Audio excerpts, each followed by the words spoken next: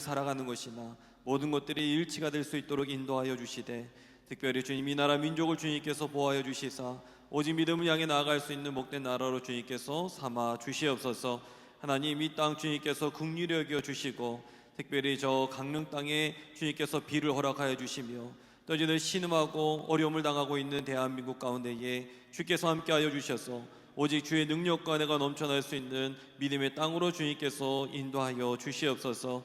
또한 저희들 대한민국 국민, 하나님, 저들 저 미국에서 일하고 있었던 사람들 특별히 주님께서 보호하여 주셔서 하나님 모든 것들이 은혜 가운데에 풀어지게 하여 주시고, 하나님 저희들 남아있는 정치적인 외교적인 문제들도 해결될 수 있도록 주께서 도우시고 인도하여 주시옵소서. 하나님, 우리나라 백성들을 주님께서 보호하여 주시사 남과 북이 하나 될 수 있도록 인도하여 주시고 오직 믿음을 향해 나아갈 수 있는 대한민국 될 수 있도록 인도하여 주옵소서. 이를 위해서 기도하는 교회들, 특별히 우리 신길감리교회를 주님께서 함께 하심에 감사를 드립니다.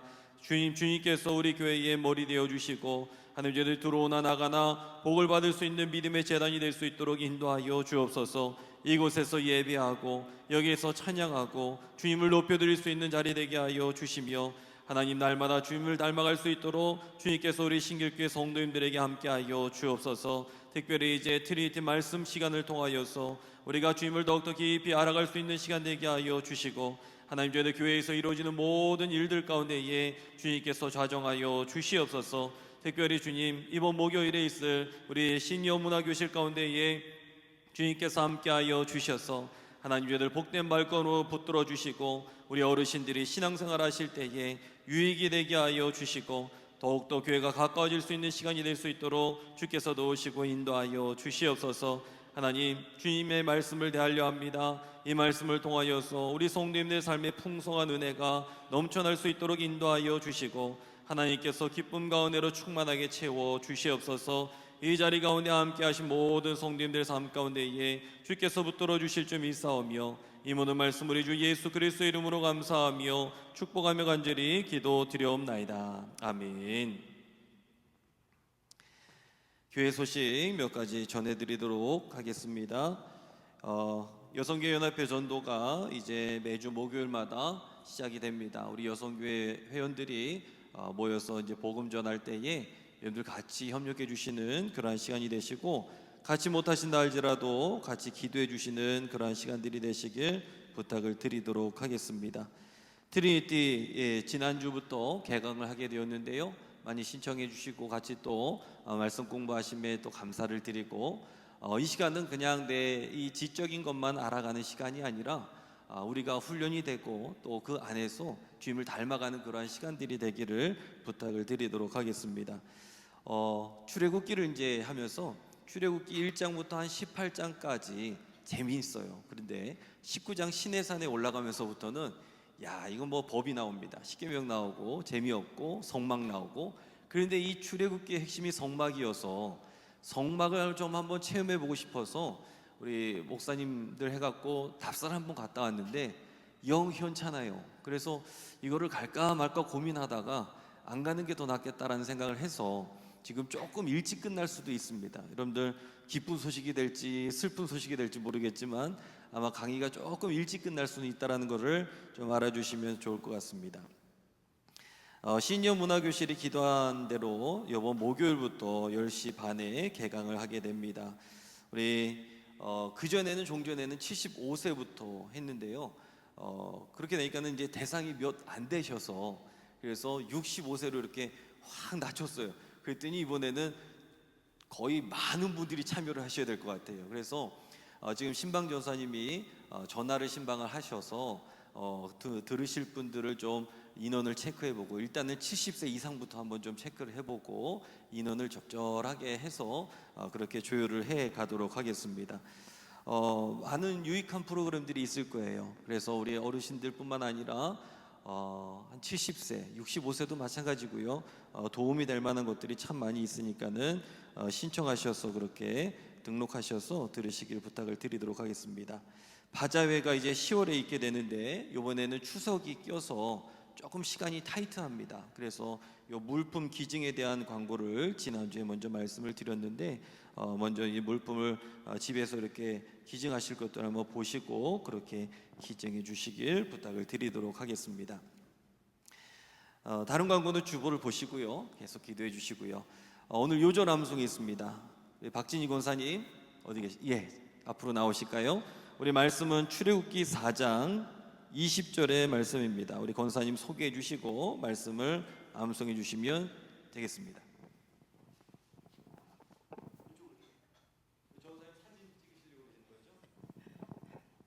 안녕하세요.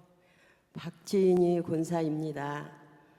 저는 오늘 출애굽기 4장 20절 말씀을 암송하겠습니다.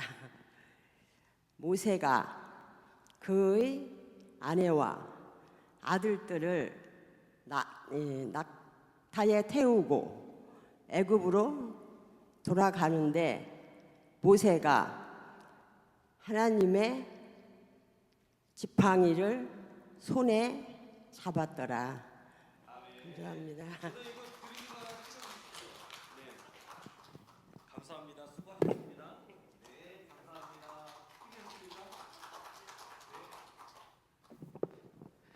감사합니다, 원사님. 이 앞에서 하시는 게 여간 어려운 게 아닙니다. 그런데 잘 외워주셨고 여기서 우리 부목사님이 이렇게 강의를 하다 보면 요절을 짧은 걸 하시더라고요. 그때가 은혜가 되는 때입니다.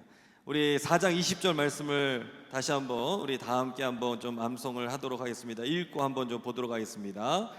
모세가 그의 아내와 아들들을 나귀에 태우고 애굽으로 돌아가는데 모세가 하나님의 지팡이를 손에 잡았더라. 아멘.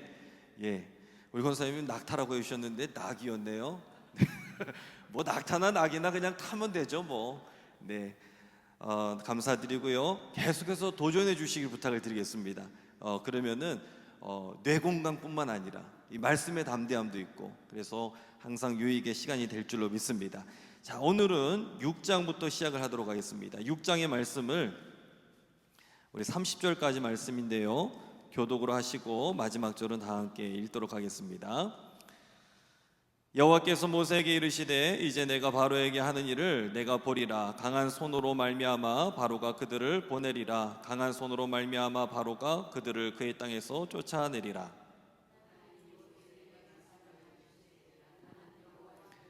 내가 아브라함과 이삭과 야곱에게 전능의 하나님으로 나타났으나 나의 이름을 여호와로는 그들에게 알리지 아니하였고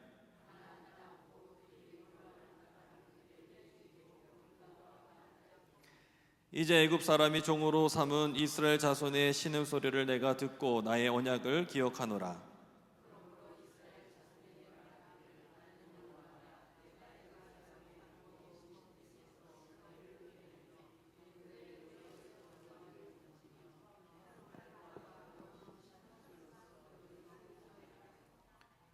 너희를 내 백성으로 삼고 나는 너희의 하나님이 되리니 나는 애굽 사람의 무거운 짐 밑에서 너희를 빼낸 너희의 하나님 여호와인 줄 너희가 알지라.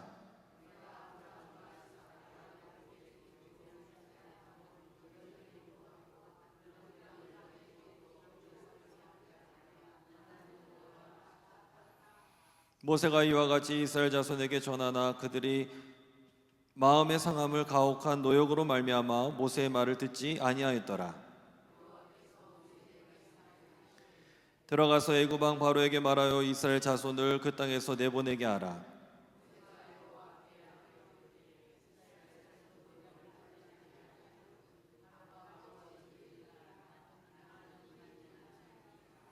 여호와께서 모세와 아론에게 말씀하사 그들로 이스라엘 자손과 애굽 왕 바로에게 명령을 전하고 이스라엘 자손을 애굽 땅에서 인도하여 내게 하시니라.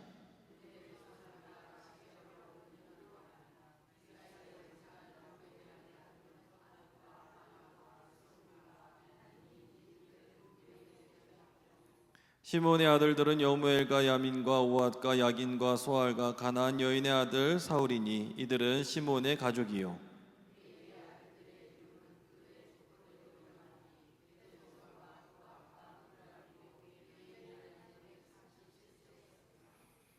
게르손의 아들들은 그들의 가족대로 림니와 시므이요.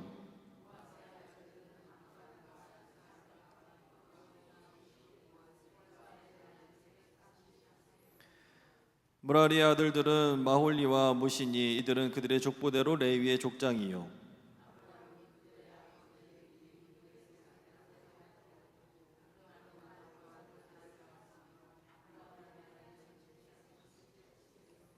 이스라엘의 아들들은 고라와 네벡과 시그리요.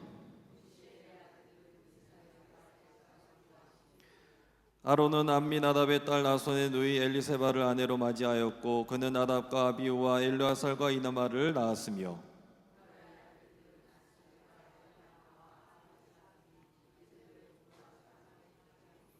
아론의 아들 엘르아살은 부디엘의 딸 중에서 아내를 맞이하였고 그는 비느하스를 낳았으니 이들은 레위 사람의 조상을 따라 가족의 어른들이라.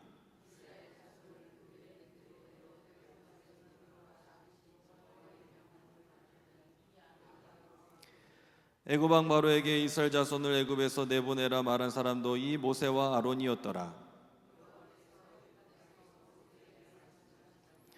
여호와께서 모세에게 말씀하여 이르시되 나는 여호와라. 내가 내게 이르는 바를 너는 애굽 왕 바로에게 다 말하라. 모세가 여호와 앞에서 아뢰되 나는 입이 둔한 자이오니 바로가 어찌 나의 말을 들으리이까. 아멘. 할렐루야. 예, 이제 6장부터 주의 말씀을 듣기를 원하는데요. 지난 시간에 여러분들 출애굽기 서론에 대해서 많이 들으셨죠? 그리고 1장부터 5장까지 말씀을 같이 나누셨을 겁니다. 어떤 내용이 주로 있었을까요? 출애굽이라는 말 자체가 엑소더스, 나오는 거죠. 애굽에서 나오는 과정이었어요. 그런데 이거를 히브리어로 보면 에웰레 쉐모라고 해갖고 이름에 관한 내용들, 즉 출애굽기에 대한 내용은요 이름에 관한 내용들이라는 것을 우리는 보게 됩니다. 그리고 그의 이름들은 이러하니라 라고 이야기하는 것들을 우리에게 들려주고 있습니다. 그래서 출애굽기에 보면은 이 나오는 사람들에 대한 명단이 굉장히 중요한 것들을 우리가 볼 수가 있습니다. 그래서 우리가 5장까지 보면 바로 앞에 서는 이 과정, 모세가 하나님의 부르심을 받게 되는 과정, 출애굽기 2장이던가요? 3장에 보시면은 3장에 이제 호렙산에서 떨기나무에서 보는 그 과정, 2장에 보시면은 이 모세가 태어났던 과정, 거기에 부모님의 이름은 없습니다. 오늘 보면은 부모님의 이름은 있어요. 부모님의 이름이 이 안에는 담겨 있지 않고 진짜 참 부모는 누구가 되시냐? 우리 하나님이 되신다라는 것을 출애굽기 2장을 통해서 모세의 출생을 통해서 우리가 들을 수가 있었고, 그리고 오늘 여기에 보시면은 부모님의 이름이 담겨 있는 것을 보게 됩니다. 오늘 6장의 내용을 보시면요, 어떤 내용이 있느냐? 여전히 이제 바로왕 앞에 서고 있는 이 과정 중에 하나님께서 다시 말씀하시는 내용이 1절부터 13절까지 나와 있는 것들을 보게 됩니다.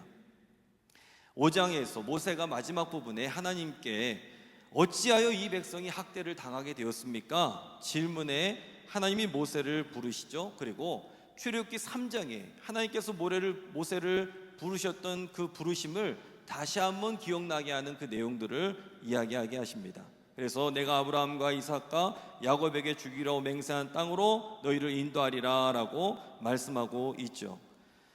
그러자 모세는 이스라엘 자손도 내 말을 듣지 않는데 하물며 저 사람이, 저 바로가 내 말을 듣겠습니까? 하소연하게 됩니다. 그러나 13절에 보시면 여호와께서 모세와 아론에게 말씀하사, 하나님은 계속해서 모세와 말씀하고 있는 것을 보게 되죠. 이게 6장 1절부터 13절까지 내용이고요.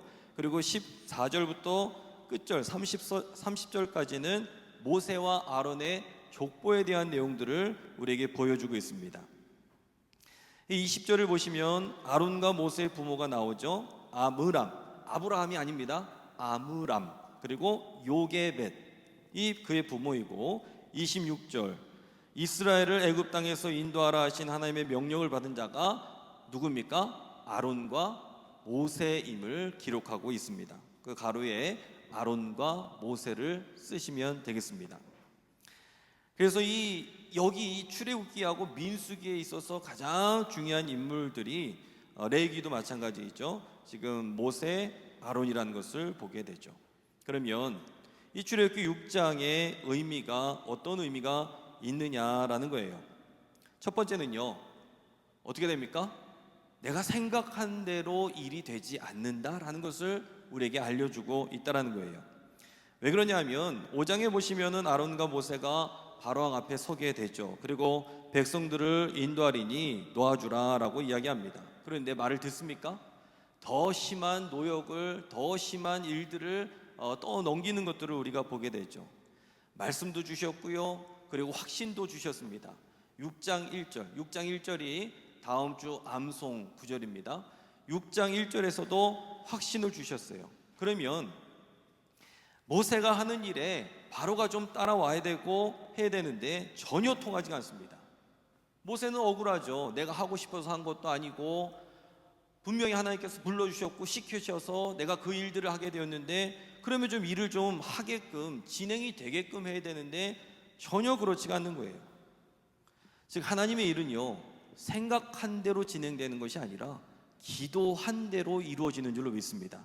우리는 우리가 생각을 하면 하나님께서 움직여 주실 것이다 라고 생각해요. 하지만 그게 아니에요. 기도한 대로 하나님께서는 움직여 주십니다. 하나님은 모세가 하나님께 절대적으로 간구하기를 바라셨던 거예요. 엎드리기를 원하셨던 것이죠. 하나님의 일은요, 그래서 우리가 생각한 대로가 아니라 기도하는 대로 진행이 되고, 오히려 일보다는 일을 통해서 하나님 되심을 우리에게 보여주신다라는 것을 우리는 알 수가 있습니다. 그래서 일이 안 될 때가 있을 거예요. 그때에는요, 하나님의 일하심을, 하나님께서 내 삶의 실패를 통해서도 어떻게 이끌어 가시는지를 바라보시길 간절히 축원합니다.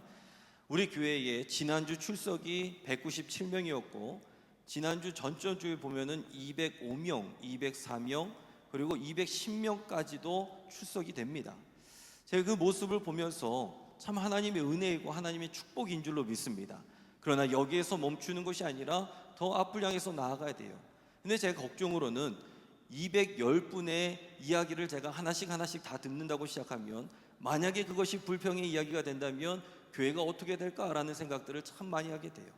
때로는 여러분들이 저를 바라보고 제가 여러분들을 바라볼 때에 소통이 안 되는 것들도 있을 수 있어요. 왜 목사님은 저렇게 행동할까? 왜 성도님들은 저렇게 행동할까? 라는 생각을 서로가 할 수가 있습니다. 그런데 가장 중요한 것은 무엇이냐면, 내가 생각한 대로 목사님이 움직이지 않고 내가 생각한 대로 성도님들이 움직이지 않는다라는 거예요. 가장 중요한 것은 기도하는 것인 줄로 믿습니다. 기도하다 보면 이해 안 되는 것들도 이해가 됩니다. 이해가 되고 하나가 되고 마음이 맞춰지고, 그러면서 하나님의 뜻을 향해 나아가게 된다는 것이죠. 출애굽기 3장 19절에 말씀합니다. 내가 하노니 강한 손으로 치기 전에는 애굽 왕이 너희가 가도록 허락하지 아니하다가 라고 이야기하고 있어요. 즉 하나님께서는 이미 일의 진행 방향을 알려주셨고 알고 계셨습니다. 일이 안 된다 할지라도 하나님을 바라보시길 간절히 축원합니다. 두 번째는요, 언약을 통해서 일하신다라는 거예요. 언약을 통해서 뭐냐 하면 16절에 보시면 그들의 족보대로라는 말이 있습니다. 그들의 족보대로. 즉 모든 인물을 다 여기에 족보에 기록이 되어 있는 게 아니에요. 오직 아론과 모세를 통해서 기록이 되어 있는 것들을 볼 수가 있습니다. 지금 화면에 맞습니까? 예, 지금 되고 있는 건가요? 예, 맞고 있나요? 예, 그런데 여기에서 보면은 오직 아론과 모세에게 집중이 되어 있는데, 그렇다면 족보를 기록한 목적이 무엇이냐? 족보는 과거와 현재를 연결하고 세대를 통해서 이 완성을 드러내고 있는 것을 보게 됩니다. 그래서 성경에는 누구부터요? 아담에서부터 예수 그리스도의 계보까지 이르러 완성이 된다라는 것이죠. 이것이 여호와께서 조상들에게 한 언약이 모세와 아론을 통해서 이루어져 가는 것을 나타내는 것이죠. 자, 이거 그러면 우리가 이 6장을 어떻게 적용할 수 있느냐? 그 첫 번째는 얼마나 예배하고 있는지에 대한 겁니다. 오늘 본문을 통해서 우리가 적용할 수 있는 것은, 우리가 예배를 정말 성심껏 마음을 다해서 드리는 예배인지 아니면 적당히 드리고 있는지를 우리는 확인해 볼 수가 있는 것이죠. 모세는요, 끊임없이 확인했어요. 끊임없이 나아갔고요. 그런데 일이 제대로 진행이 되지 않았습니다. 그럼에도 모세는 날마다 하나님 앞에 나아갔다는 것이죠. 바로 예배의 적절한 수준은 없다라는 거예요. 날마다 나아가는 겁니다. 날마다 나아가는 것. 두 번째는요, 자신의 한계를 인정하라라는 겁니다. 자신의 한계를 인정하라. 12절에 보시면 나는 입이 둔한 자이다. 모세는 자신의 한계에 대해서 자각을 하고 있습니다. 그럼에도 하나님은 그를 통해서 일하셨다라는 거예요. 한계를 모르는 사람들은요, 그런 사람들이 있어요. 자신이 하면 모든 일이 다 된다라고 생각하는 사람들이 있습니다. 그런데 그 생각을 조심해야 돼요. 우리도 마찬가지예요. 교회가 좀 부흥이 되면 내가 해서 그렇다라고 생각하면 그 교만 때문에 교회가 어려워질 수가 있습니다. 항상 겸손하게 주님 앞에 엎드리는 자세, 그리고 내가 할 수 없다라는 것을 한계를 인정하는 자세, 이것이 우리에게 필요한 줄로 믿습니다. 그것을 오늘 본문은 이야기하는 거예요. 세 번째는요, 부족함을 감추지 말라라는 거예요. 무슨 얘기냐면 지금 여기 족보에 대한 내용을 보시면요, 이 족보는 아론과 모세를 향해서 중점적으로 지금 다루고 있는데, 그러면 모세와 아론의 족보가 훌륭한 족보냐? 그 전에 보시면은 시작이 모세와 아론의 집안 어른들의 이야기로 시작이 되고 있습니다. 르우벤, 시므온, 레위. 그런데 우리가 다 알듯이 르우벤은요, 장자였지만 아버지의 침상을 더럽혔습니다. 시므온, 레위는요, 굉장히 난폭했던 사람들이었어요. 그래서 레위를 가리켜서는 흩어지게 될 것이다 라는 예언을 받게 되죠. 그리고 나서 이제 모세와 아론의 아버지 아므람이 나오는데, 아므람은 아버지의 여동생 요게벳하고 결혼을 했어요. 그럼 아버지의 여동생이 누구냐? 누구죠? 고모하고 결혼을 했어요. 이게 족보를 보면 이게 무슨 족보가 이러냐 생각이 들 정도의 그런 족보입니다. 그런데 자랑스럽지도 않고 오히려 수치스러운 역사의 기록, 이게 바로 모세와 아론의 족보라는 거예요. 모세도 마찬가지였습니다. 살인자였고 도망자였습니다. 가로에 살인자, 도망자를 쓰시면 됩니다. 살인자였고 도망자였습니다. 그러나 그러한 족보를 통해서 하나님은 우리의 능력이 아니라 누구의 능력입니까? 하나님의 능력을 드러내시는 줄로 믿습니다. 부족해도 감추지 말라는 거예요. 왜냐하면 하나님이 일하시기 때문에. 다 쓰셨죠? 네, 제가 마음이 되게 급해요. 보니까는 지난 시간에 얼마나 하셨는지 모르겠습니다. 저도 이렇게 5장을 준비했는데 장수로는 15페이지가 나오더라고요. 15페이지를 오늘 다 할 수 있을지 모르겠습니다.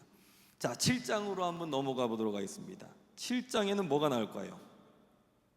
이제 출애굽을 요구하는 모세와 아론을 13절까지 볼 수가 있습니다. 하나님은 다시 모세와 아론을 누구 앞에 세웁니까? 바로 왕 앞에 세우게 됩니다. 바로 왕. 모세에게는 너의 형 아론이 이야기할 것이니 안심하라. 우리가 이렇게 보면요, 일을 내가 다 하려고 하면 안 됩니다. 그게 아니라 내가 할 수 있어도 때로는 못하게 하실 때가 있고, 그리고 다른 사람을 통해서 역사를 이루어 가실 때도 있는 것을 볼 수가 있습니다. 그래서 형과 함께 가게 하는 것을 우리는 보게 되죠. 그런데 바로는 어떻게 해서든지 완악하여서 말을 듣지 않을 것이다 라고 이야기합니다. 즉 이 내용을 통해서 주체가 벌써 나왔군요. 하나님이십니다. 출애굽의 주체는 하나님이에요. 교회의 주체도 하나님이십니다. 하나님께서 우리 신길교회를 이끌어 가시는 줄로 믿습니다. 그 능력으로 뱀이 지팡이가 되게 하고, 지팡이가 다시 뱀이 되게 하고, 아론의 지팡이를 던지면 뱀이 되는데, 이것 애굽의 요술사들도 그대로 따라해요. 그런데 놀라운 사실은 그 반대는 못해요. 이런 능력의 차이가 있는데 아론의 뱀이 요술사들의 뱀을 먹어버리게 됩니다. 자, 7장이 또 어떤 내용이 있느냐? 이 14절부터 25절까지를 보시면 이제 첫 번째 재앙이 시작이 됩니다. 첫 번째 재앙이 뭡니까? 나일강의 물이 피로 변하게 되는 것. 그 가루에 피를 쓰시면 돼요. 그래서 지팡이를 잡고 나일강을 칩니다. 그러면 피로 변하고, 피로 변하니까 그 수질이 안 좋게 되죠. 여기에 이제 고기가 죽고 악취가 난다라고 이야기를 하시죠. 그럼에도 불구하고 바로는 돌이키지 않습니다. 이게 지금 7장의 내용이죠. 자, 그러면 이 출애굽기 7장의 의미가 어떤 의미가 있느냐? 자, 첫 번째, 순종하면 성공하는 겁니까? 아닙니까? 예, 전부가 다 성공하는 게 아니에요. 하나님의 부르심에 이 순종하기만 하면 우리는 생각합니다. 성공적인 역사들이 일어날 거다. 뭔가 정말 번쩍번쩍해갖고 정말 좋은 역사들이 나타나게 될 것이다. 그러나 많은 경우 하나님의 부르심에는 모세가 겪었던 것처럼 첫 번째 재앙부터 끝까지 다 실패했던 거예요. 다 실패했습니다. 재앙했었을 때 돌아왔습니까? 아니죠. 개구리, 개구리, 이 팔이 다 모든 일들이 다 바로가 나중에 가서야 항복하게 되죠. 때로는 우리가 하나님 앞에 부르심을 받고 순종을 하고 그러면 성공할 것이다 라고 생각했는데 그게 아니라는 거예요. 끝까지 신실함을 지키는 것을 우리에게 말해주고 있다는 겁니다. 두 번째는요, 지루한 반복이 자신을 만든다라는 겁니다. 지루한 반복이 나를 만들어가요. 제가 여기 보면은 미국 메이저리그 그 전에 이치로라는 선수가 있었습니다. 이 야구 선수는요, 일본 출신으로 굉장히 대단한 분이에요. 근데 이분이 10년 동안 이 몸무게가 10년 전이나 그 당시나 10년 동안의 몸무게가 450g밖에 변하지 않았다는 거예요. 그만큼 자기 관리를 철저히 하고 지루해도 늘 연습 시간에 나가서 연습했던 사람이라는 것을 보게 됩니다. 강수진 씨의 나는 내일을 기다리지 않는다라는 책에 보면 10년 동안 주인공이 아닌 군무 역할만 했다라는 이야기를 합니다. 30년 동안 20만 시간을 연습에 투자했고 하루 4시간 이상 잠을 잔 적이 없다라는 것이죠.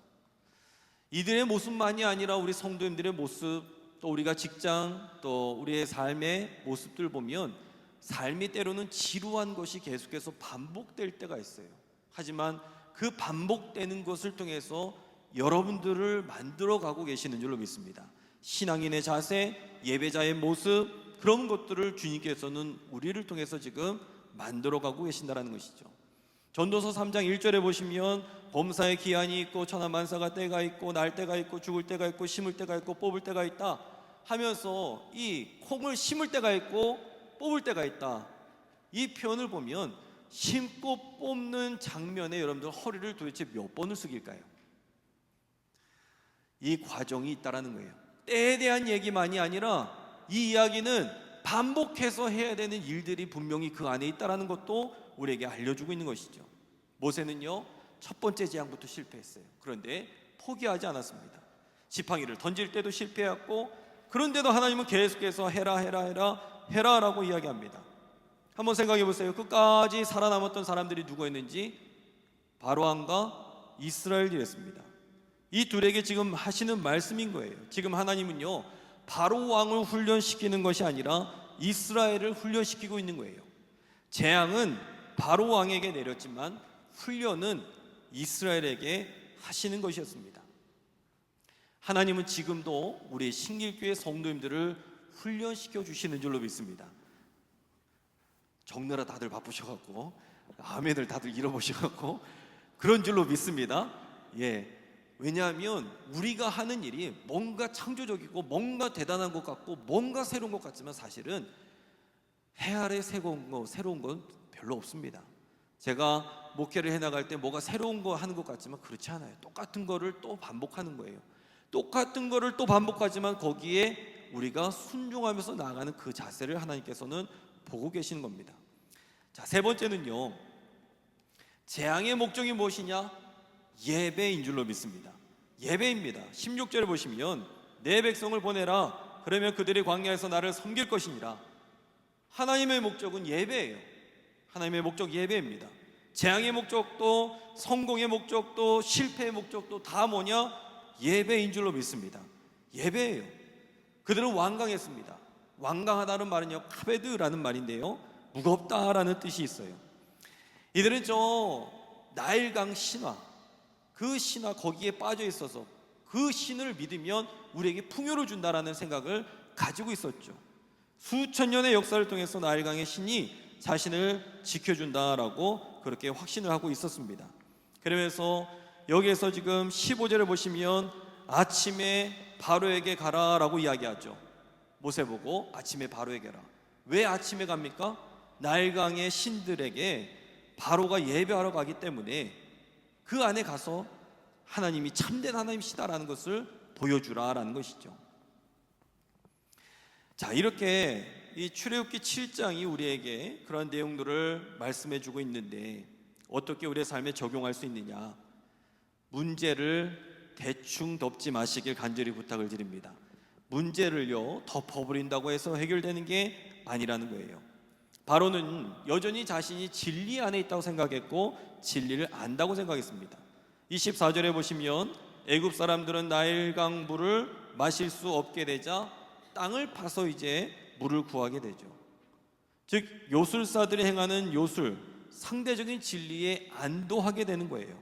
그런데 그러자 백성들이 고통을 받기 시작하는 것이죠.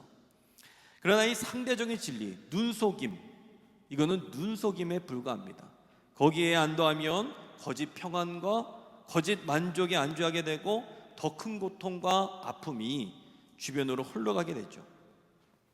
가정도 그렇고요, 자녀 간의 문제, 이 갈등의 관계도 그렇고요, 교회에서도 마찬가지고요, 직장에서도 마찬가지입니다.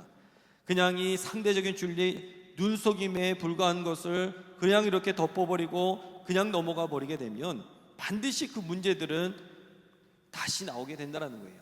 뭘 통해서 알 수 있느냐? 이단을 통해서, 신천지를 통해서 우리는 알 수 있습니다. 코로나 때의 신천지가 정말 만천하에 드러나게 되는 그 모습을 보면서 신천지 그 당시에 명단이 얼마나 많이 돌았는지 몰라요.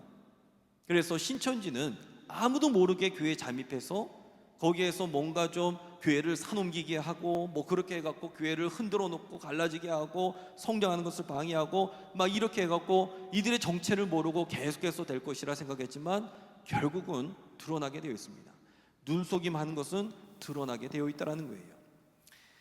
여러분들, 우리 삶의 문제를 대충 덮지 마시고 아까 이야기했던 기도를 계속해서 해나가시길 간절히 부탁을 드립니다. 자, 8장으로 넘어가도록 하겠습니다. 출애굽기 8장의 내용. 자, 8장에는 뭐가 나옵니까? 이제 두 번째 재앙, 개구리, 파리, 이것들이 이제 등장하게 됩니다. 1절부터 19절까지. 개구리가 온 땅에, 애굽 온 땅에 올라오게 되죠. 그런데 이거 누구도 합니까? 요술사들도 할 수 있었던 거예요. 세 번째 재앙은요, 티끌이 이가 되게 하는 재앙이었습니다. 그런데 이번에 하려고 했는데 이거는 하지 못합니다. 그래서 바로 왕에게 말하기를 이는 하나님의 권능이니다 라고 이야기를 합니다. 그러니까 흉내 낼 수 있는 게 있고 흉내 낼 수 없는 게 있습니다. 진리와 거짓이 바로 이렇다는 거예요. 흉내 낼 수 있는 게 있고 흉내 낼 수 없는 것들이 있습니다. 개구리하고 이의 재앙이 있고, 그리고 20절부터 32절까지는 파리 재앙이 이제 다가오게 됩니다. 파리 때가 이제 공격을 하게 되는 거예요. 이거는 다 나일강에 애굽의 신들하고 연결되어 있어요. 다 풍요하고 연결이 되어 있는 거예요. 그런데 애굽 땅에만 파리가 가득하였고 바로는 모세와 아론을 불러서 저 고센 땅에서 예배를 해라. 그러자 모세가 뭐라고 얘기합니까? 우리는 광야 가서 예배를 하겠습니다. 이 사람들 말을요 끝까지 잘 들어봐야 돼요. 분명히 예배를 하라고 했으니까 저 이야기는 나한테 호의적이구나. 그런데 고센 땅에 가서 하라는 것은요 언제든지 잡아 불러드릴 계획이다라는 것을 우리는 알 수 있는 것이죠. 그렇게 해서 지금 그런 것들을 이야기하고 있는 겁니다. 그러면 지금 이 두 번째 이 개구리 재앙, 이 세 번째 이 재앙들의 의미가 도대체 무엇이냐? 첫 번째, 자리를 지키는 것이 은혜인 줄로 믿습니다. 우리 이 자리를 지키는 것도 은혜인 줄로 믿습니다. 이 말씀 공부하시기 위해서 얼마나 아침부터 부지런히 오셨습니까? 화장도 하시고 세수도 하시고 그렇게 부지런히 또 밥도 차려 드려야 되고 그러면서 이렇게 부지런히 오신 것, 하지만 이 자리를 지키는 것만으로도 은혜가 될 줄로 믿습니다. 건강도 주시게 될 줄로 믿습니다. 그런데 왜 하필이면 개구리가 나오느냐? 하나님께서 애굽을 개구리로 치신다. 이게 무슨 의미가 있느냐? 개구리는 애굽 신화에 등장하는 이 헤케트 신을 의미한다라는 거예요. 헤케트 신. 이 헤케트는 나일강의 신이자 창조의 신인 흐눔의 아내로 다산을 상징합니다. 여러분들 개구리알 보셨습니까? 만져보셨죠? 저는 못 만져보셨습니까?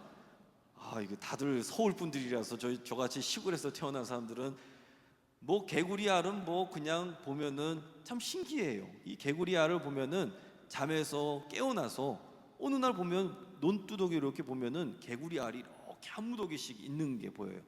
그러면 어느 순간 지나면 얘네들이 올챙이가 되고 얘네들이 언젠가 이렇게 또 뛰어다니는 그런 모습들을 보게 되는데 개구리알이 많아요. 엄청 많이 있습니다. 그러니까 이 다산을 상징하고 있는 거거든요. 그런데 이게 한두 마리는 귀여워요. 근데 이게 떼거지로 있잖아요. 징그럽습니다. 죄송합니다. 저는 어려서 이 개구리를 잡으러 다녔습니다. 개구리 소년이었어요. 그 개구리 잡아서 뭐 했느냐? 예? 먹어요? 저는 그런 세대는 아닌데 뒷다리는 먹어봤습니다. 이거 닭 모이로 줘요. 죄송합니다. 너무 징그럽죠? 이걸 닭 모이로 줍니다. 그런데 어렸을 때 그렇게 했었어요. 근데 이게 꿈에 나타나는데 이 개구리가 때로 나타나는데 정말 징그럽고 저는 그 이후로 개구리를 만지질 못했습니다. 그런데 개구리가 가만히 있지를 못해요. 점프를 합니다. 이게 무슨 의미냐? 제자리를 지키는 게 복이라는 겁니다. 제자리를 지키는 게 복이다. 그 가로에 제자리를 쓰시면 됩니다. 개구리는 나일강에만 있을 줄 알았어요. 그러나 자리를 지키지 못하고 이탈을 하게 되자 이게 바로 재앙이라는 거예요. 성도가, 목회자가 있는 자리를 지키지 못하면 그 다음부터는 재앙이라는 것이 찾아온다는 거예요. 저는 이렇게 해석이 됩니다. 그래서 우리가 있는 자리를 지키는 것만으로도 이것이 축복이 되게 될 줄로 믿습니다.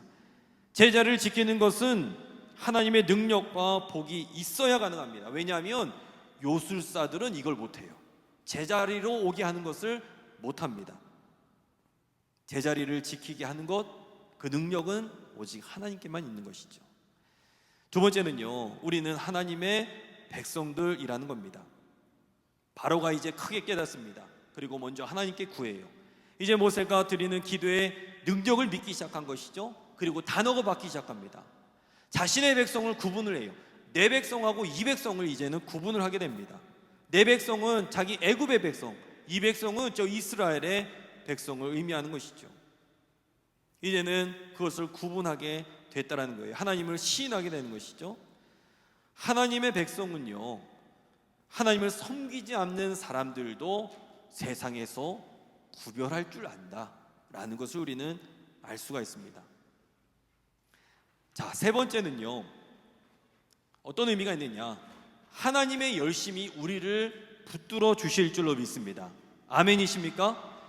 나의 열심이 아니라 하나님의 열심이 우리를 여기까지 오게 하셨다는 거예요.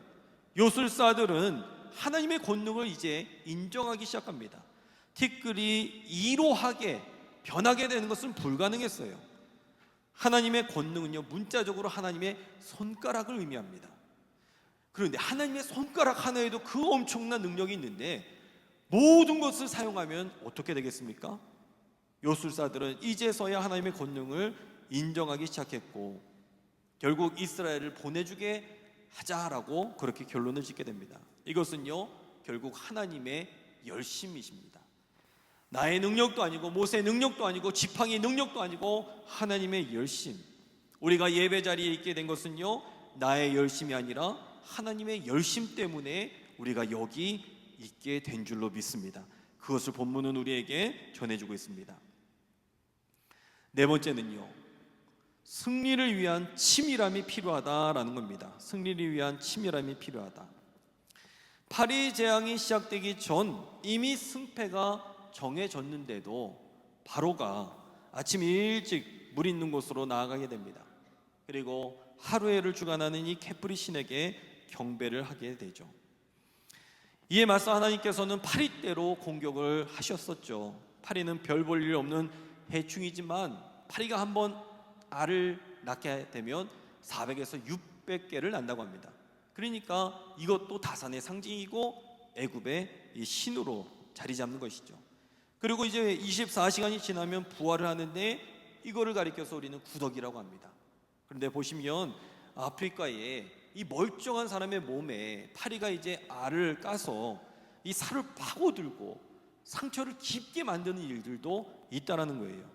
이게 심지어 콧구멍으로 들어가서 뇌에 알을 넣는 경우도 있다라는 겁니다. 이 파리에 대한 내용이 신약에도 나오는데 마태복음 12장 24절에 보시면 예수님께서 귀신들의 왕을 파리 대왕이라는 뜻의 바알세불, 이 바알세불이 바로 파리의 대왕이다라는 뜻이 이 안에 담겨 있는 거예요. 바알세불. 그러면서 이제 파리 재앙부터는 애굽과 이스라엘을 구분하시고 이전까지는 함께 고통을 당했지만 이제부터는 구별해서 애굽만 고통을 당하게 하십니다. 즉 하나님은요 치밀하게 준비하십니다. 그리고 결국은 항복을 받아내게 하시는 것이죠. 그런데 여기에도 단서가 있습니다. 예배를 드리기는 하되 이 땅에서 드리라. 여기에서 만약에 우리의 이야기를 들어줬구나 하고서 예스 해버리면 그의 꾀임에 넘어가 버리는 거예요. 이스라엘은 동물을 잡아서 피로써 제사를 드리게 됩니다. 그러나 애굽은 짐승을 신성하게 하기 때문에 나중에 가서는 예배를 못 드리게 할 것이 분명했기 때문에, 그러니까 우리도 사단의 속삭임에 조심하셔야 돼요. 그러니까 비슷비슷해요. 다 비슷비슷한데 끝에가 살짝 틀려요. 그게 뭡니까? 이단이죠. 그래서 우리가 넘어가는 일들이 많이 있다라는 거예요. 바로가 너무 멀리 가지 말라, 여차하면 다시 잡아오려고 했던 것이죠. 이 출애굽기 8장을 우리가 어떻게 적용해 볼 수 있느냐? 첫 번째는요, 성경적인 세계관은 지금도 일어나고 있는 줄로 믿습니다. 이 요한계시록 6장에 보시면 7인 재앙이 나오게 되는데, 우리가 계시록 봤잖아요. 하나씩 떼면서 인봉을 하나씩 떼면 전쟁과 기근과 흉년이 이렇게 내려오게 되는 것. 이 출애굽기에 10가지 재앙과 요한계시록이 연결되게 됩니다. 요한계시록은 하나님을 떠난 세상이 갈수록 황폐하게 될 것을 예언하였고, 그 예언은 지금도 계속해서 들어가고 있다는 것을 보게 됩니다. 10가지 재앙, 요한계시록 연결되는 것들이에요. 그래서 예배를 대충 타협해서 드리고 싶은 유혹을 단호히 거부하는 것, 예배의 자리로 나아가는 것, 우리에게 지금도 필요한 줄로 믿습니다. 이게 지금 두 번째 재앙, 세 번째 재앙, 네 번째 재앙, 이 8장에 나오는 이 재앙들을 통해서 우리에게 말씀해주고 있는 것입니다. 자, 여기까지 되셨을까요? 네, 이제 9장입니다. 예, 40장을 한 9주, 한 8주 정도에 끊으려다 보니까 5장씩 빨리 나가게 돼서 조금 속도감이 있지만 잘 들으시길 바랍니다. 이제 9장에 보시면 5번째 재앙, 어떤 재앙이 나오죠?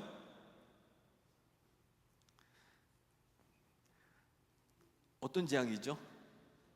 네, 5번째 가축의 죽음, 그리고 6번째 악성종기 재앙이 1절부터 12절까지 9장에 나오는 것을 보게 됩니다. 이전까지는요, 생명하고는 직접적인 연관이 없었는데 이제는 생명을 치기 시작합니다. 생명을 타격을 받게 되는 것이죠. 그런데 애굽의 가축들만 죽어나가게 됩니다. 사람들이, 백성들이 왕을 그러면 신뢰하게 될까요? 아마 신뢰를 잃어버리게 될 거예요. 재산에 타격을 주게 되면 굉장히 어려워지게 됩니다. 6번째 재앙은 악성종기 재앙이죠. 모세와 아론은 바로 앞에 서서 이 화덕의 재 두 움큼을 집어서 날리게 됩니다. 그러자 이 재가 티끌이 되었고 사람과 짐승에게 붙어서 악성종기가 됐다라는 것. 그리고 또 7번째는 어떤 재앙이 나옵니까? 우박재앙이 나오게 됩니다. 13절부터 35절까지 이 우박재앙이 애굽 땅에 내리게 되는데, 이 애굽에 있는 사람들 중에서도 말씀을 믿었던 사람들이 있었어요.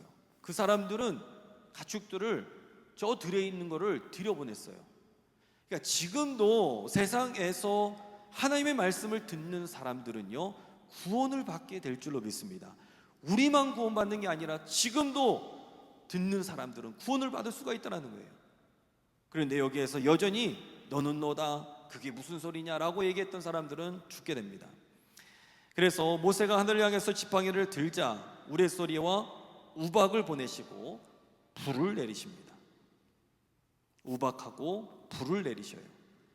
그러자 바로가 다급하게 모세와 아론을 불로 내가 범죄했다라고 이야기를 하면서 다시 또 보내주려고 하는 것을 보게 됩니다. 자, 그러면 출애굽기 9장의 의미가 어떤 의미가 있느냐? 첫 번째는요, 역창조 역사의 시작이다라는 것입니다. 역창조 역사의 시작. 그러니까 지금까지 봤던 거, 피, 개구리, 이, 파리, 뭐 이런 것들 보면은 다 신이 아니라 한낱 피조물에 불과한 거예요.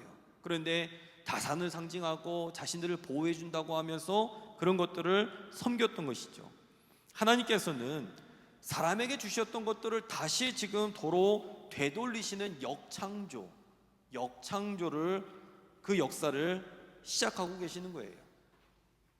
창세기 1장 26절에 하나님이 이르시되 우리의 형상을 따라 우리의 모양대로 우리가 사람을 만들고 그들로 바다의 물고기와 하늘의 새와 가축 가운 땅과 땅에 기는 모든 것을 다스리게 하자 하시고, 하나님은 사람들에게 모든 것들을 맡겨주셨습니다. 이런 것들은 우리가 섬길 대상이 아니라 다스릴 대상이에요. 그런데 그 가축들을 죽게 두시는 것은요, 맡기신 사명을 되찾아오시겠다라는 의미가 이 안에 담겨 있는 거예요. 자, 두 번째는요, 이 9장에 어떤 의미가 있느냐? 하나님의 은혜로 지금 우리가 살고 있는 줄로 믿습니다. 이 사실을 우리에게 말해주고 있어요. 15절에 보시면 내가 손을 펴서 돌림병으로 너와 내 백성을 쳤더라면 내가 세상에서 끊어졌을 것이나, 하나님은요 바로를 내버려 두셨어요. 그리고 7째 재앙부터는 바로를 이제 직접 치시기 시작했습니다. 바로를 그대로 내버려 둔 이유는 무엇입니까? 그로 하여금 하나님을 참된 하나님으로 믿게 하기 위해서, 고백하기 위해서. 지금도 굶주림으로 3초당 1명이, 교통사고로 26초당 1명이, 자살로 39초당 1명이, 살인으로 61초당 1명이, 전쟁으로 102초당 1명이 죽고 있고, 사고로 인한 연간 사망자는 5,900만 명에 이른다고 합니다. 지금도 출애굽의 재앙이라는 것이 우리가 살아가고 있는 이 현실들 가운데서는 일어나고 있는데, 우리가 지금 여기에서 예배 드리고 있는 것은 하나님의 은혜인 줄로 믿습니다. 이거를 지금 오늘 본문은 우리에게 말해주고 있습니다. 세 번째는요, 회개의 과정을 우리에게 보여주고 있습니다. 회개의 과정에 뭐가 있느냐? 첫 번째, 미련한 사람의 입술을 사용하셨습니다. 두 번째, 말씀을 선포할 때 기적을 사용하셨습니다. 세 번째, 마음에 무너지고 회개하게 하셨습니다. 네 번째, 회개한 마음을 잘 지켜내야 된다는 거예요. 이 바로의 회개하는 과정을 통해서 하나님은 지금 우리가 회개하고 돌아서기를 기다리고 계신다는 거예요. 이게 바로의 이야기로만 그쳐서는 아니고 이 이야기를 통해서 우리에게 지금 말씀해주고 계신다는 겁니다. 회개를 쓰시면 되고요. 자, 네 번째는요, 뭘 보시냐면 자세를 보십니다. 20절에 보시면 바로의 신하들 중에서도 하나님의 말씀이 두려워서 순종하는 자와 순종하지 않았던 자로 나뉘게 되죠. 그래서 종들과 가축을 집으로 들였던 사람들은 살았고 그렇지 못한 사람들은 죽었다라는 것을 보게 됩니다. 하나님은 지금 바로에게 엄청난 것을, 또 우리에게 엄청난 것을 요구하는 것이 아니라 바로 순종하는 자세를 요구하고 계시는 줄로 믿습니다. 순종하는 자세를 요구하고 계신다는 거예요. 그런 예화가 있지 않습니까? 수도원에서 제자를 선발하는 그런 과정이 있었다고 합니다. 이 수도원장이 이 제자들에게 저 배추를 거꾸로 심어라 라고 이야기를 했다는 거예요. 그 배추를 어떻게 거꾸로 심습니까? 말이 안 되죠. 그런데 다른 사람들은 다 떠나는데 한 사람만이 배추를 거꾸로 심었다는 거예요. 농부가 보면 말도 안 되는 것이죠. 그런데 그 사람을 통해서 복음의 역사를 이루어가게 했다는 것을 우리는 듣게 됩니다. 주님께서 우리에게 원하시는 것은요, 엄청난 믿음이 아니에요. 우리에게 요구하시는 것은 순종의 자세인 줄로 믿습니다. 그 자세를 지금 바로엘을 통해서 보고 계신다는 것이죠. 다섯 번째는요, 늦는 것이 은혜일 때가 있다는 겁니다. 늦는 것이. 왜 그러냐? 31절에 보시면 보리는 뭐가 나왔습니까? 이삭이 나왔고, 삼은 꽃이 피어서 우박이 내릴 때에 전부 상하게 되었다.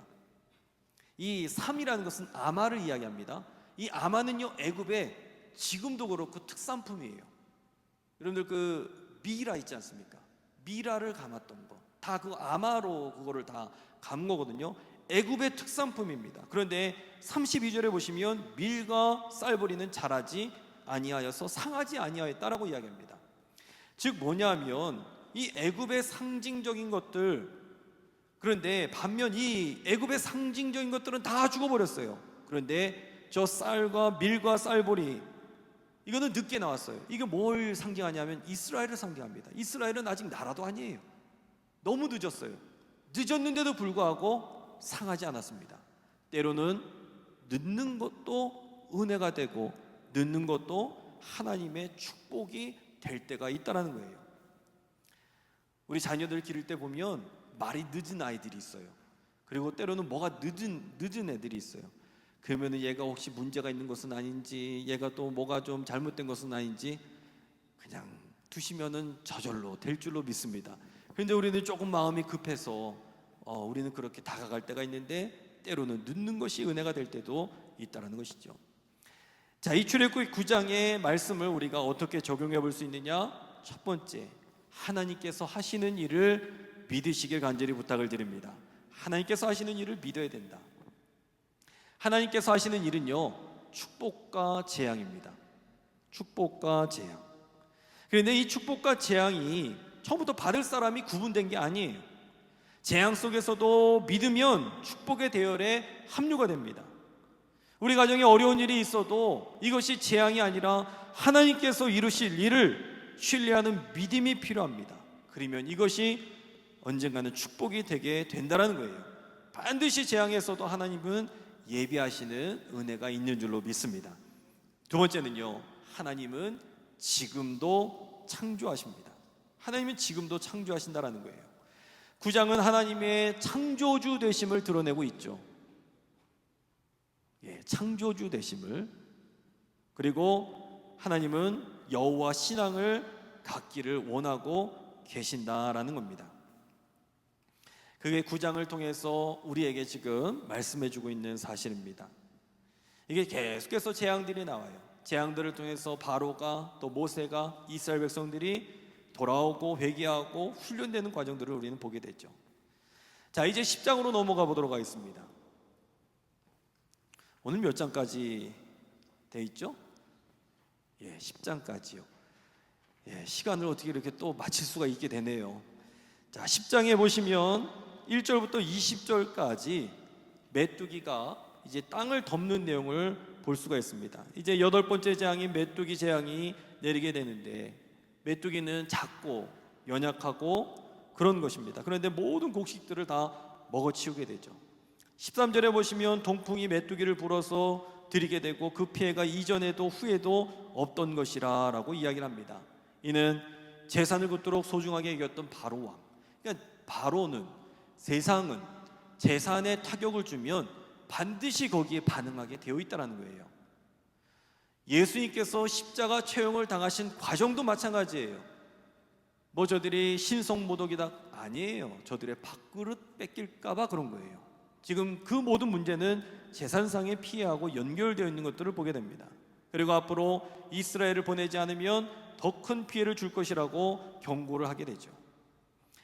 이제 21절부터 29절까지 어떤 내용이 있느냐면 흑암이 땅을 덮게 됩니다. 애굽 땅에 흑암이 내리게 되는데 이것 또한 구분되죠. 이스라엘 자손들이 거주하는 곳에는 빛이 있게 됩니다.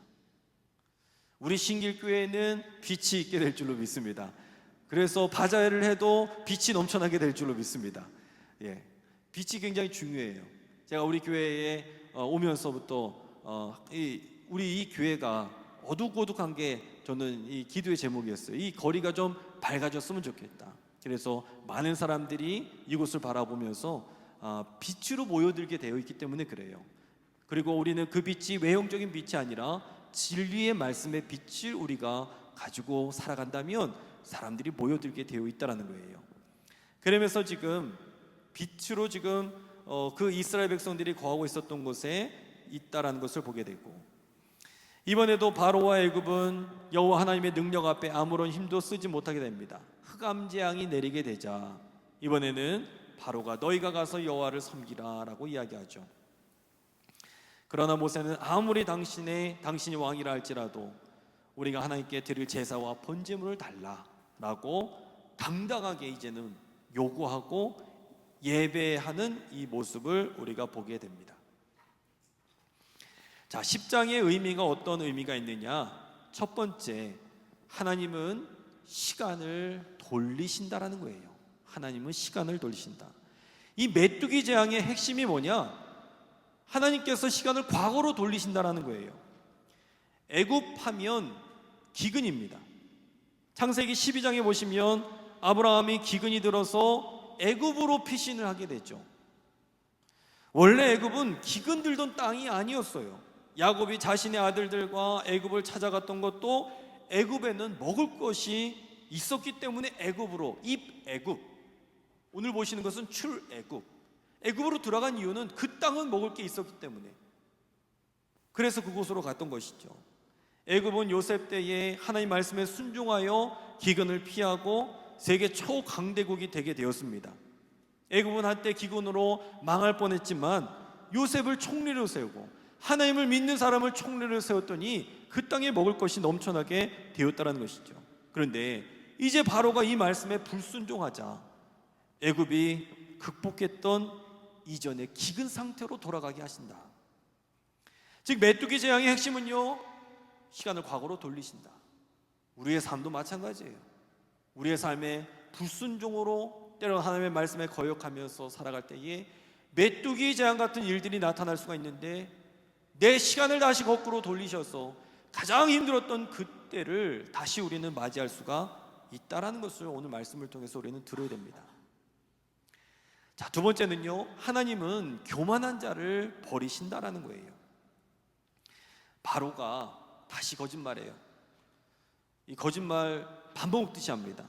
10절에 보시면 아이들을 놓고 가라 하죠. 여호와는 애굽에 재앙을 가져다 준 신이기에 너희들이 아이들을 데려가면 아이들이 다치게 된다. 이게 무슨 말도 안 되는 소리입니까? 아이들이라도 무사해야 되지 않겠느냐라는 궤변을 놓게 되죠. 장정만 가라. 말에 대한 진정성이 하나도 없습니다. 이는 네 번째 파리 재앙 때도 마찬가지였죠. 가서 너희가 제사를 드려라. 그런데 광야로 가지 말고 여기서 드려라. 거짓과 자기 변명과 자기 정당화, 이는 솔직히 다 내려놓지 못했던 것이었고 이것은 교만해서 그런 거예요. 하나님께서 자기 소유욕을 내려주지 못하고 교만하게 하나님의 말씀을 타협하려는 이 바로를 용납하지 않으신다라는 거예요. 솔직하지 못한 것, 바로 교만하고 연결되어 있습니다. 그거는 목회자도 성도님들도 마찬가지예요. 솔직하셔야 됩니다. 솔직하지 못하면 교만한 거예요. 이거를 우리가 오늘 이 말씀을 통해서 우리에게 보여주고 있는 것이죠. 자, 세 번째는요, 행간을 읽을 줄 알아야 됩니다. 이 흑암 재앙이 사실 어두컴컴해지면 뭐 이렇게 큰 재앙이 되겠느냐 하지만 이들에게는 굉장히 큰 재앙이었어요. 왜냐하면 이 당시의 신을 라신하라고 이야기했거든요. 레 아니면 라입니다. 저들이 섬기는 신이에요. 최고의 신입니다. 그런데 그 신이 지금 여호와 하나님 앞에 진 거예요. 빛의 대결에서 지게 된 겁니다. 24절에 바로가 모세를 불러서 가라라고 이야기합니다. 어린이들도 다 데리고 가되 양과 소는 두고 가라. 하지만 모세가 이야기하죠. 한 마리도 남길 수 없다. 왜냐하면 하나님께 예배드리는 것은 가장 좋은 것, 그리고 흠없는 것으로 해야 되기 때문이다 라고 이야기합니다. 가장 좋은 것, 흠없는 것으로. 그러나 가다가 이 양과 소가 서로 부딪히고 다칠 수도 있기 때문에 어느 정도 일정 부분의 양만 데리고 가는 것이 아니라 다 데리고 가겠다. 그만큼 모세는요, 최고의 예배를 드리기 위해서 지금부터 벌써 준비를 하고 있었다는 거예요. 그런데 이렇게 당당하게 된 것은 어떻게 된 겁니까? 모세는 그동안 자신감 없었습니다. 하나님의 재앙을 보면서 지금 바로만 변한 것이 아니라 모세도 변화되게 되었다는 거예요. 하나님 반대편에 있는 것은 재앙이지만 하나님 편에 있는 자들에게는 믿음이 되게 될 줄로 믿습니다. 이 믿음을 우리도 소유하셔서 세상 앞에서 당당해지시는 저 여러분들의 삶이 되시길 간절히 축원합니다.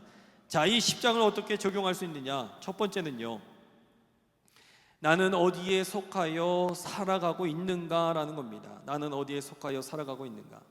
우리가 고민하는 많은 문제의 많은 부분은요, 내가 어느 편에 속해 있는가? 바로를 선택하는 것은요, 돈의 논리가 있습니다. 그러나 하나님을 선택하는 것은 나그네의 길을 택하는 것이었습니다. 베드로전서 2장 11절에 사랑하는 자들아 거류민과 나그네 같은 너희를 권하노니 영혼을 거슬러 싸우는 육체의 정욕을 제어하라. 우리는 나그네입니다. 행인이에요. 참된 시민권이 하늘에 있다는 것이죠. 우리의 진짜 존재는요, 하늘에 있는 것입니다. 제국의 논리, 경제의 논리로 우리를 가둘 수가 없다는 것입니다. 이 말씀은 우리에게 어느 편에 속하여서 살아가고 있는지 우리에게 지금 말해주고 있는 것이죠. 두 번째는요, 당당해질 수가 있다는 겁니다. 28절에 보시면 바로가 내 얼굴을 다시 보는 날에는 네가 죽으리라 라고 이야기하자 모세가 뭐라고 얘기합니까? 나 너 볼 일 없어. 이렇게 지금 대응을 하게 되었다는 거예요. 신앙 안에서 사는 것은요, 불의 앞에서 당당해지는 것이고 연약한 자를 돌보는 것이고 그리고 절대적 신앙 안에서 살아가는 겁니다. 절대적 신앙 안에서 살아가는 것. 당당하다라는 것은요, 잃을 것이 없는 행위예요. 잃을 것이 없는 행위. 이는 세상에 재물도 필요 없다는 신앙적인 행위가 되기도 하고요, 우리가 세상에서 당당할 수 있다면 이미 우리 안에는요, 믿음이 있는 줄로 믿습니다. 그것을 지금 저 바로를 통해서 그리고 재앙들을 통해서 우리에게 말씀해주고 있다는 것입니다. 여러분들 한 주간도 이 말씀을 통하여서 당당해지시길 간절히 부탁을 드립니다. 그리고 요절은 아까 몇 절이라고 했죠? 6장 1절이시고요. 그리고 또 우리 이 공부 끝나고 당당하게 우리 나가서 청소 하도록 하겠습니다. 몸이 불편하신 분들은 괜찮으십니다. 기도해 주시고 우리가 이 사회를 또한 섬기는 일들에 같이 동참해 주시는 그런 시간들이 되시길 부탁을 드리도록 하겠습니다. 기도하겠습니다. 하나님 감사합니다. 출애굽기를 통하여서 1장부터 5장까지 6장부터 10장까지 저 모세를 부르신 하나님, 우리를 불러주시는 줄로 믿습니다. 저 호렙산에서 만나 주셨던 하나님 또한 우리를 만나 주시고 계시는 줄로 믿습니다.